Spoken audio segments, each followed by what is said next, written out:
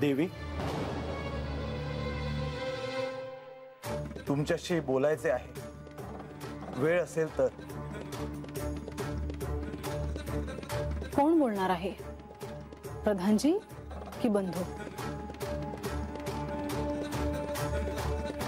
बंधू.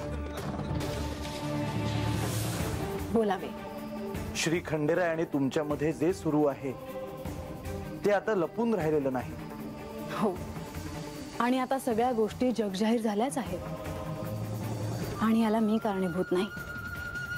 हो, म्हणूनच तुम्ही दोघे आणि बाणाई यांच्या परिघात आणखीन कोणी येऊ नये असं मला वाटतं, आणि ते तुमच्या हातात आहे. जे काही घडेल ते तुमच्या तिघांच्या संमतीने घडावं, कारण ह्या परिघा बाहेरच्या कोणत्याही व्यक्तीला तुमचं नातं कळणं अवघड आहे.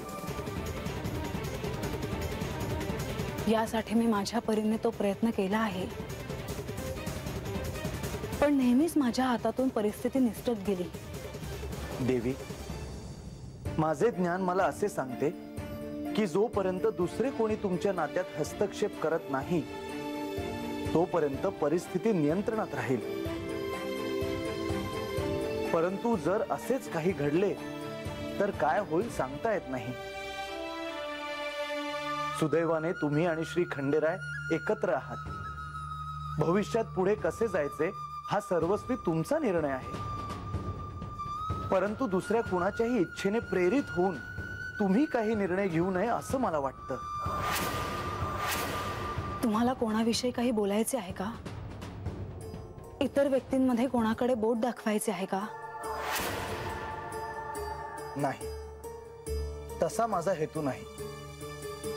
परंतु तुमच्या आसपास वावरणाऱ्या व्यक्तींमध्ये कोणीही कितीही जवळचं असलं तरी तुम्ही त्यांना प्रयत्नपूर्वक बाहेर ठेवावं. बंधू, तुम्हाला काही माहित असल्याशिवाय तुम्ही हे बोलणार नाही. काय घडलं आहे की तुम्ही मला हे सांगता आहात? मी काही घडायची वाट पाहत नाही. काही घडायच्या आधीच तुम्हाला सावध करतो आहे. कारण माझी अशी सदिच्छा आहे की तुमचा संसार भविष्यात आनंदी व्हावा. तुम्ही देवांवर जे अपार प्रेम केले आहे, त्यांची जी असीम भक्ती केली आहे, जी कठोर साधना केली आहे, त्याचे फळ तुम्हाला मिळावे. खूप आशादायी बोलता आहात बंधू तुम्ही.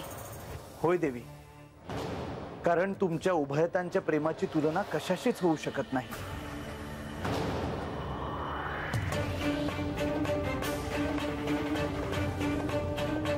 खरं तर हे सगळं मी तुम्हाला तुमच्या कक्षात येऊन सांगणं अपेक्षित होतं, परंतु तेवढा वेळ नव्हता म्हणून इथे भेटून बोललो. बंधू, तुमची दृष्टी जिथपर्यंत पोहोचते आहे तिथे तुम्हाला काय दिसते आहे?